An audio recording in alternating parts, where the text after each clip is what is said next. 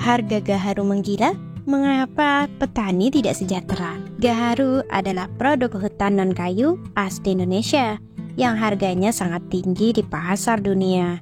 Untuk kualitas super, harganya mencapai 1,5 miliar per kilogramnya. Produk gaharu adalah resin. Distribusinya di Indonesia mulai dari Sumatera hingga Papua dengan berbagai spesies. Dengan harga ekonomi yang tinggi, lalu kenapa petaninya tidak sejahtera? Penasaran?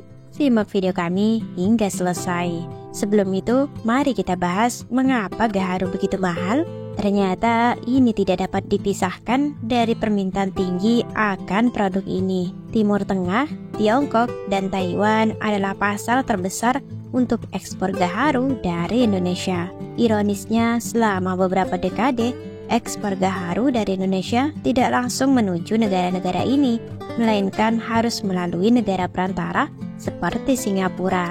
Importir dari Singapura kemudian mengekspor gaharu dari Indonesia dengan harga yang jauh lebih tinggi. Oleh karena itu, dalam catatan perdagangan lokal, ekspor gaharu dari Singapura adalah yang terbesar, bukan dari Indonesia. Dengan keuntungan terbesar juga diterima oleh pedagang Singapura. Baru pada tahun 2011, Indonesia dapat mengekspor gaharu secara langsung ke luar negeri tanpa melalui perantara. Dengan cara ini, eksportir Indonesia dapat menikmati keuntungan yang lebih besar. Sejauh ini, pasokan gaharu di pasar masih diperoleh langsung dari alam, paling sering di hutan Kalimantan. Karena pengumpulan massal ini berarti ketersediaan di alam semakin berkurang. Selain itu, pengumpulan ini sering dilakukan dalam pola yang tidak berkelanjutan, yaitu dengan menebang pohon yang mengandung gaharu.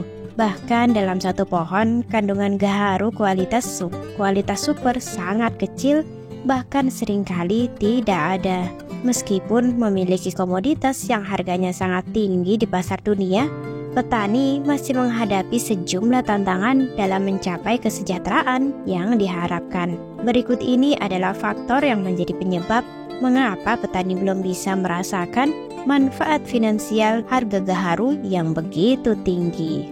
Pertama, pencarian yang tak henti-hentinya. Pencarian yang tak henti-hentinya merupakan salah satu permasalahan utama yang dihadapi oleh petani gaharu.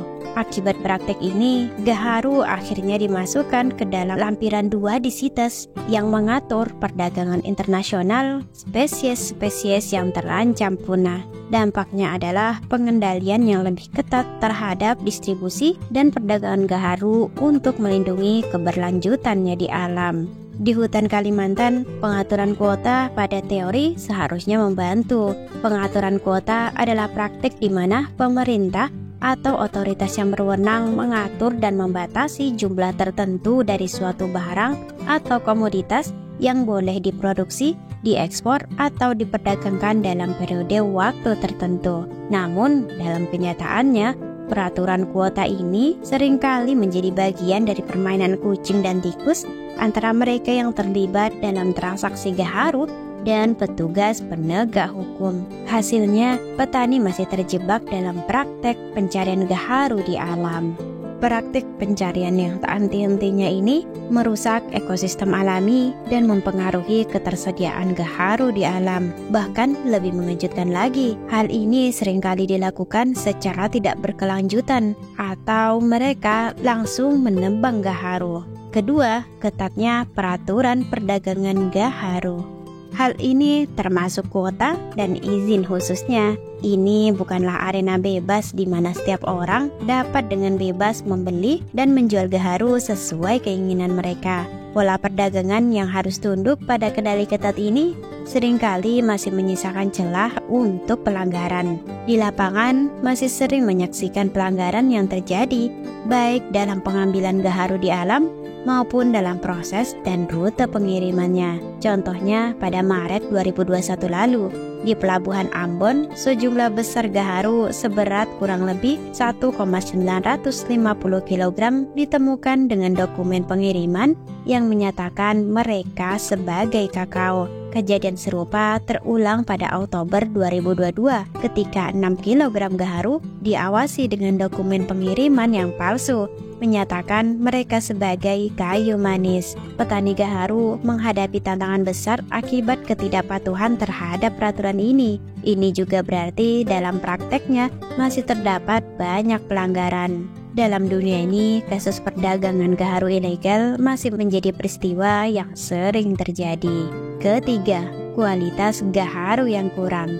Dikutip dari forestdesign.com, bukti kualitas gaharu liar yang menawan terlihat dari hasil pengambilan di alam. Para pemburu mampu menggondol gaharu berkualitas super dengan nilai mencapai ratusan juta hingga lebih dari 1 miliar rupiah per kilogramnya. Namun perbandingan ini sangat kontras dengan gaharu yang dihasilkan melalui budidaya pada tingkat terendah yang hanya memiliki nilai ratusan ribu di tingkat petani. Ketidaksesuaian kualitas ini membuat petani yang mencoba beralih ke budidaya merasa terbatasi dalam upaya mereka menghasilkan pendapatan yang sebanding. Meskipun ada potensi untuk memperbaiki kualitas gaharu yang dibudidayakan, hal ini tetap menjadi tantangan yang signifikan dalam perjalanan petani menuju kesejahteraan finansial yang lebih baik. Namun dengan upaya dan pengetahuan yang tepat, impian ini bisa menjadi kenyataan suatu hari nanti. Keempat, kurangnya pengetahuan tentang pemasaran. Petani seringkali kesulitan dalam memasarkan produk mereka dengan efisien.